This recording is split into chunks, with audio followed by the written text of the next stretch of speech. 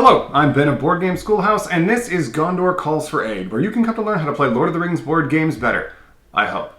Today we're talking about Journeys in Middle-earth's Beravor. Ow! Jeez, what was that for?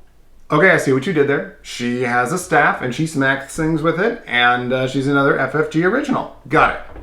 Beravor is the original jack-of-all-trades hero from the base game, with all of her stat scores coming in at 3, with the exception of wit at 2. She has, like most humans, a balanced fear-to-damage ratio of 5 apiece, and has an inspiration limit of 4. Her unique ability is one of the most satisfying in the game. Use Sprint, Hide, or Strike, and immediately scout one to hopefully replace the card you used with a brand new copy that gives the same keywords. Whatever build you end up using, Beravor is a versatile hero who is well suited to just about any task that lays before her. But that's enough introduction. After all, Gondor Calls for aid! And Board Game Schoolhouse Will answer.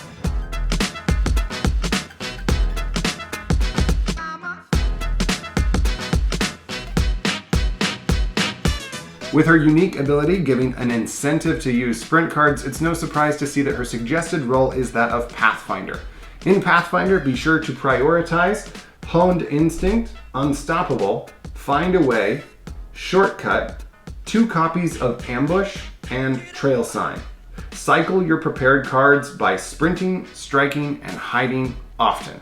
Her suggested weapon is the Staff, which I would recommend building out to the Staff of the Flame and then Maranway. If the group needs other keywords, however, there's no reason she couldn't use pretty much any weapon that doesn't focus on wit.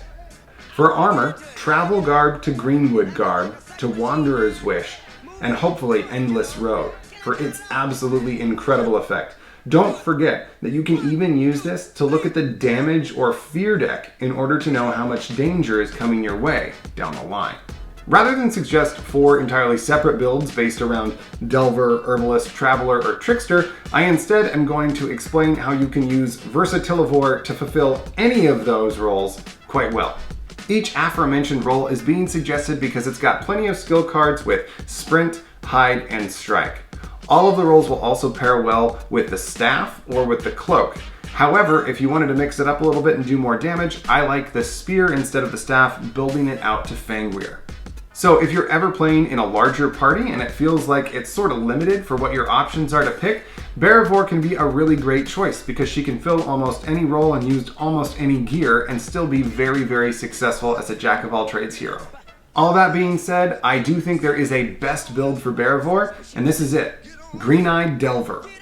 Due to her stat spread and her unique ability, I would argue that Beravor is the best no nearby hero's hero in the game, if you understand what I mean. That, plus her incredible affinity to hide, make her probably the best candidate in the game for the Burglar class. Start the game in Delver in order to grab Forging Ahead, then multi-class into Burglar. Your skill priority is Quick Thinking, Embrace the Darkness, Unseen Strike, What is in my pocket, and Sneaking. This build sets you up to be an independent hero who is great at taking care of far-off threat and search tokens, or really any tokens for that matter. For your items, take the Spear, then Long Spear, then Fangweir. For armor, Cloak to Tuckburrow Cloak to Windwalker, and finally Storm Shroud. This makes Beravor a little better at bringing down enemies she may get swarmed with while exploring the map on her own.